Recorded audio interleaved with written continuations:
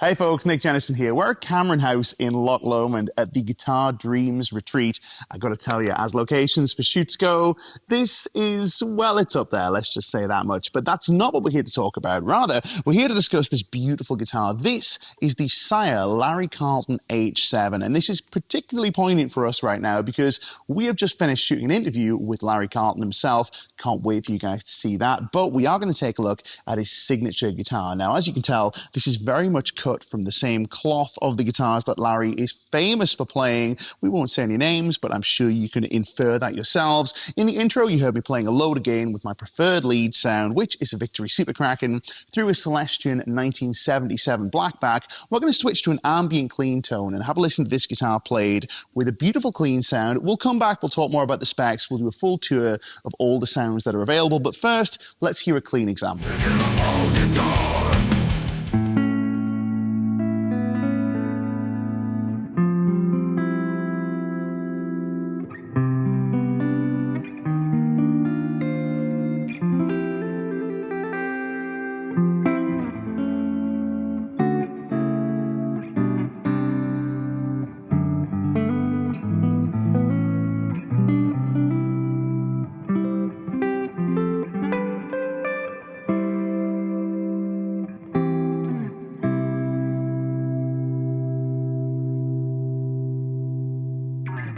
So now we've heard this guitar played clean and played dirty. We're going to talk more about the specifications, and we're going to begin at this very elegant headstock. So beginning at the headstock, we have Sire's own headstock design, which is super elegant, very attractive. It's a hard thing to get right as a new headstock. It's something that is, you have to kind of evoke those classic designs, but it has to be its own thing. It can't look too weird. I think Sire have done just right here, and we have this really beautiful front face where we have the Sire logo, we have Larry Carlton's signature. I'll flip it over quickly and show you the back where we can get a look at this sunburst finish and these die-cast tuners and the mahogany neck. Now, the neck itself is a very comfortable neck shape. We've both been playing it, myself and Jonathan Graham, and it felt like it was a narrower neck to us, which is unusual because it is a 43mm nut spacing, but it feels quite narrow under the hand, and that means it's very, very playable, especially for players who maybe don't have the biggest mitts. Now, I have quite big hands, and I have no trouble with this neck, despite it being reasonably thick. It's certainly not a baseball bat by any stretch of the imagination. It's super, super comfy. I think you'll get on just fine with this. Now, if we flip it back over and take a look at the front, we have an ebony fingerboard, which Sire are describing as edgeless in the sense that the frets and the fret binding, or rather the neck binding, are rolled to appear edgeless under the hand. And that's certainly how it feels. That could be what's contributing to this slightly narrower feel. It's the fact that there aren't any pronounced fretboard edges. It's super comfortable and feels a little like an old guitar in that sense. You know, these guitars that are really well played in. Now, the frets themselves are perhaps a medium jumbo profile. They're not super tall, but they're not tiny vintage frets either. They're just kind of a nice happy medium. And we have these very nice small block inlays, which take us all the way to the guitar's body. Now over here, we have this beautiful flame maple on the top of this sunburst. It is maple throughout, as you'd expect, apart from the neck and the fingerboard. We have a maple center block, maple front, and maple back. Just show you the back. So the back is plain maple. The front is flamed. We've got a really nice binding, which is quite subtle, but it is a little more luxurious than the guitars that this instrument is based on. Two-piece bridge and two humbuckers wound to Larry Carlton's specifications. They sound fantastic. The neck pickup in particular is really thick and fluty sounding, but without sounding muted or dull. And what's interesting about this, we'll explore this when we do a jazz example in a second, is that you don't need to roll the tone control all the way to 0 to get a convincing jazz tone, but it also sounds really nice and very clear, wide open. By contrast, the bridge pickup has this really nice vocal bite that's perfect for rock stuff. It's really great for blues soloing. We also have the traditional control layout of 2 volumes, 2 tones, a 3-way toggle. There are no push-pulls, nothing fancy going on here, but as you'd expect from this kind of guitar, it can do basically anything, and it's at home in just about any style, as we'll discover in a second. But before we do that, let's do a run of the pickup tones that are available, and we'll explore how they sound. We're going to begin with a clean example. For this, I'll start on the bridge pickup. We'll go to both pickups together, then the neck pickup, and then I'll explore the travel of the tone control on the bridge pickup, and then again on the neck pickup. Let's take a listen.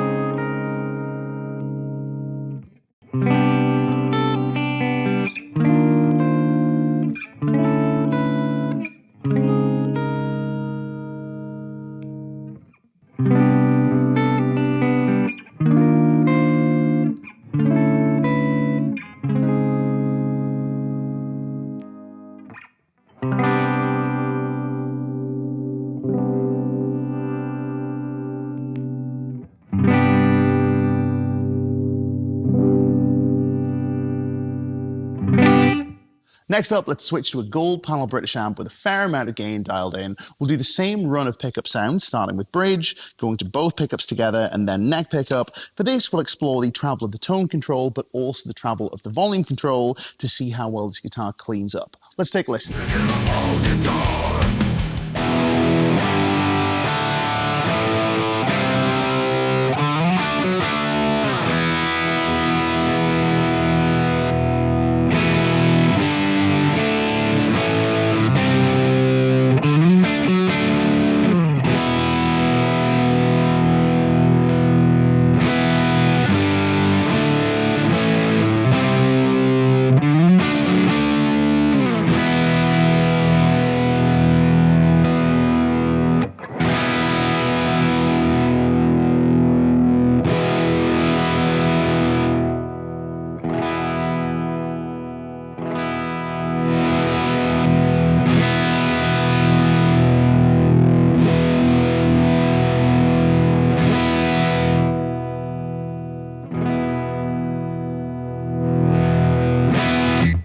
Next, we're going to move on to some style-specific examples, and we would be remiss not to begin with some jazz. Now, to preface this, I'm definitely not a jazz player, so you'll have to excuse my less than hip licks, but I'll try my best. We're going to go to the neck position, we're going to roll the tone control down to the sweet spot, which I've found around 5 on this particular guitar. Let's take a listen to how that sounds.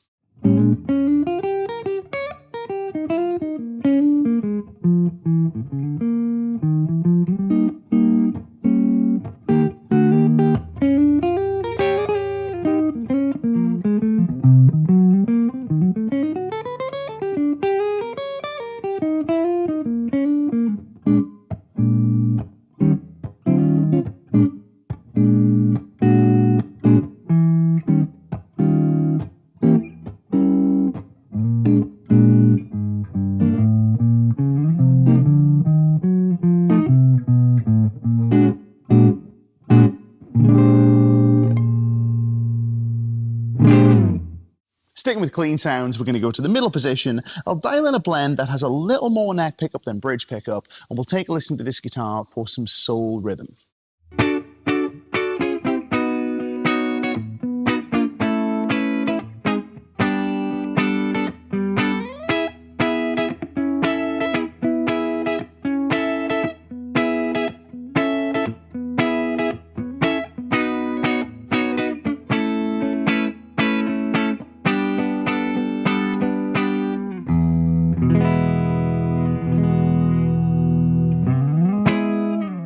And as one final clean tone demonstration, let's go to the bridge position. We'll engage a compressor and a slapback delay for some country.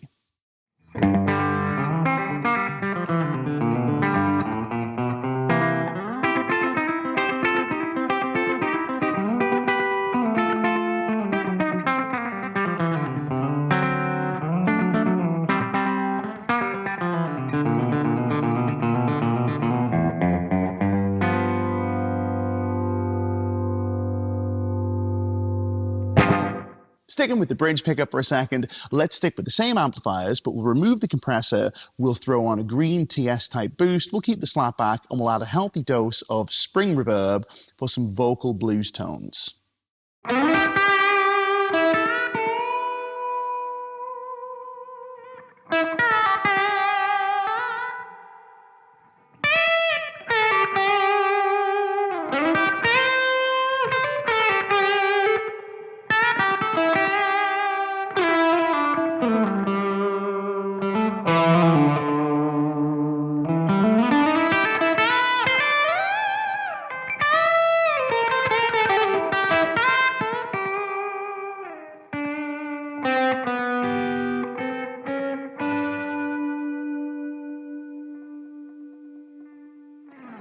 And last but not least, let's explore this guitar as a one-channel amp classic rock machine. Now for this, we're going to start on the bridge pickup, playing through our gold panel British amplifiers. I'll clean the guitar up with the volume control, and then we'll switch to the bridge pickup and the neck pickup for some solo lines. Let's take a listen.